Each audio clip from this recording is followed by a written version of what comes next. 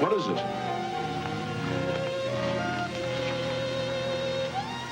The stuff that dreams are made of. Huh?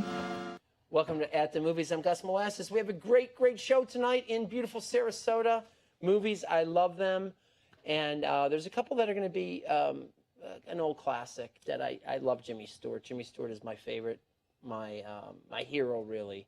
I met him many years ago. They're doing Philadelphia Story down at the Opera House. If you have a chance, if you care about great date movies, go see this film. Opera House, Sarasota, Florida. You can't beat this. They don't make him like this anymore. And they don't make him like this anymore.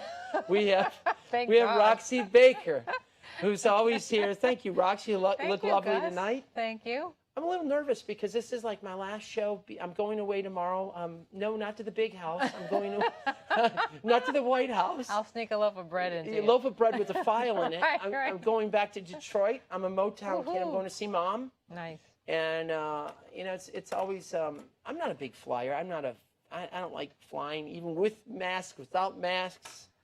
But I'm anxious to see my mom and my family, my nephew's graduation. So that's, you know, it's always fun to go back. But, Yeah. So this is the last show before, and then we're going to take a little hiatus. We'll be back like September 2nd. See you in September. See you in September. Right. Like, I feel like that's a song. It is. Neil Diamond or something. So you've been really seeing a lot of films around town. I'm catching up. I get into the swing of things when I'm teaching during my school season. Sure. We met. You were taking a class That's how of I mine met you. at Longville Key Education Center, which is moving this year. Yeah.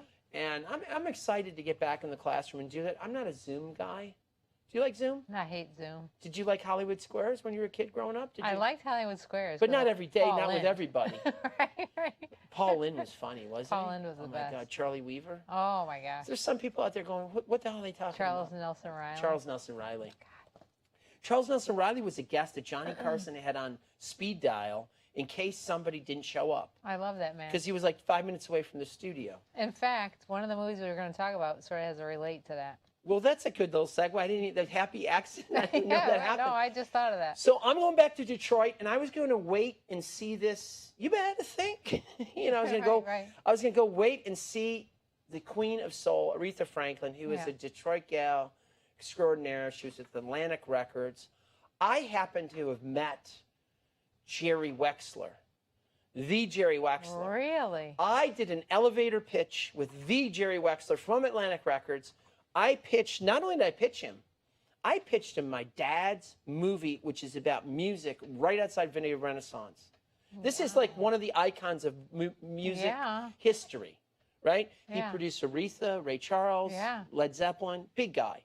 So I told him my dad's story. I go, you know, my father, blah, blah, blah, with Sinatra. And, you know, last thing my dad did was he sang a song and he passed away. And my mom said, bravo, Frank. And he goes, now that's a movie.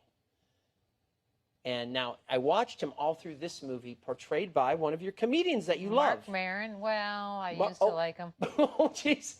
You're not coming out with the nice on your boy Mark, are you?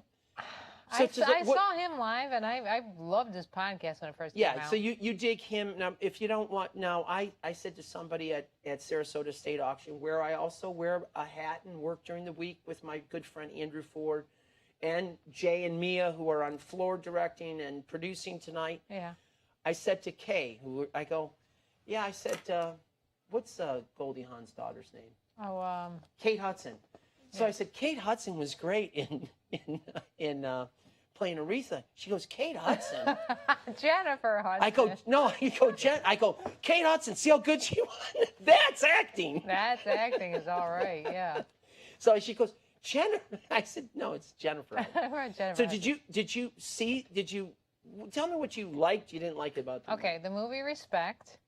Yes. I appreciated the story, and in fact, it's a great warm-up to Amazing Grace, the doc, which was so great. You must have seen that at Burns Court. Of course I saw it. I saw it with Mick Jagger in the background going like this. Yes. Mick was like... Okay.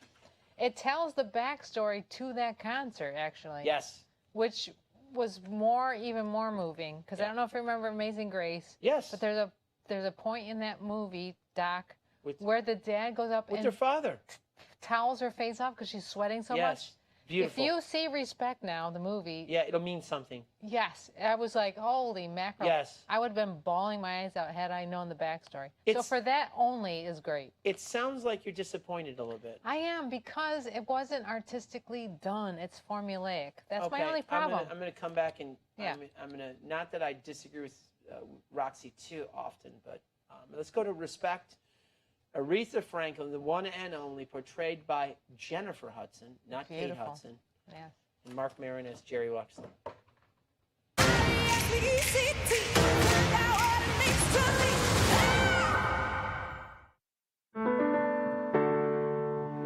How is Aretha doing?